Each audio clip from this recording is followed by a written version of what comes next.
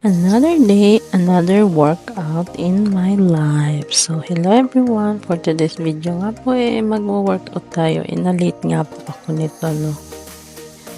Maaga naman ako gumising, 5, kaya lang tinamad ko bumangon. Kaya this time, it's 6 in the morning. Ayan nga, sobrang liwanag na.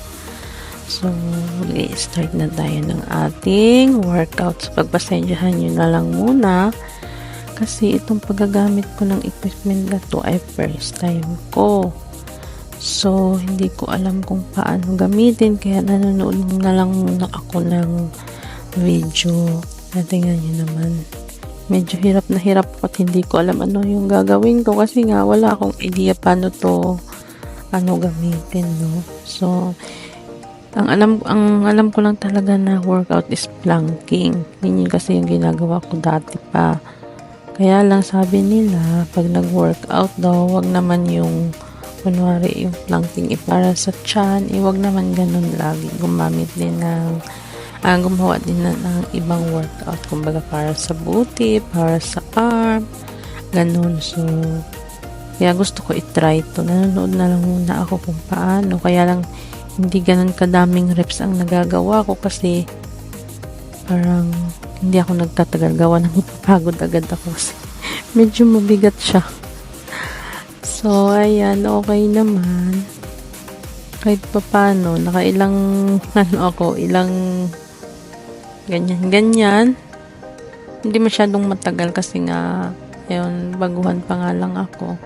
Pero tinatry ko talaga na mag-workout ng ganito, kung ano yung dapat kasi gusto ko talagang hindi naman ako ganun kataba, kaya lang gusto ko parang lumiit yung tiyan ko at saka yung arm ko.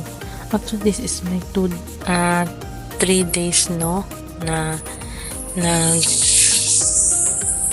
nag-no-rice at ang bilis lumait ng tiyan ko. Oo, pag hindi talaga ako masyadong nagkakain, mabilis lumait yung tiyan. Pag nagkakain naman ako ng sobra-sobra, ang bilis din lumaki ng tiyan ko. At yun yung ayaw ko talaga. Kaya bago pa lumaki ng tuluyan, iinagapan ko na. Hindi naman as in, kaya ito, tama ito ganitong katawan ko. Kaya lang gusto ko may cook back. Kumbaga wala yung malaking tiyan. Tsaka yung braso ko lumaki na nagpalaman na kasi. So, ayan.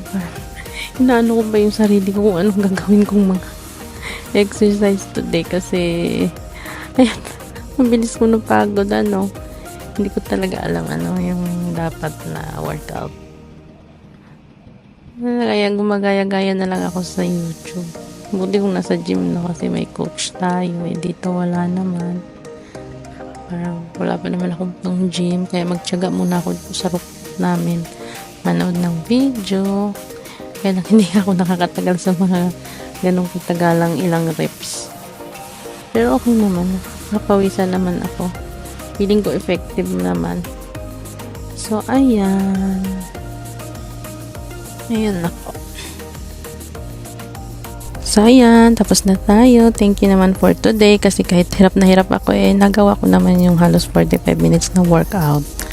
So, ayan lang po. Sana may na-inspired ako dyan sa mga gustong pumayat. So, that's it for today. Thank you for watching. Bye-bye!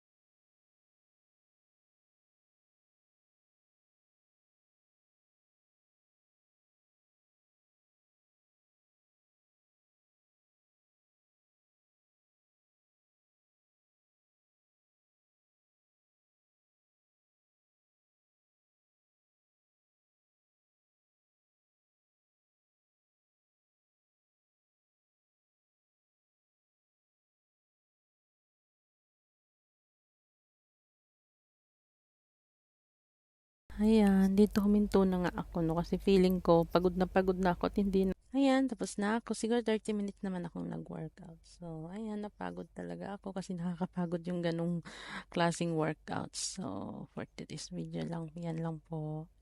Sana ma-inspire yung ibang gusto ding mag-workout. So, ayan, thank you for watching. Bye-bye!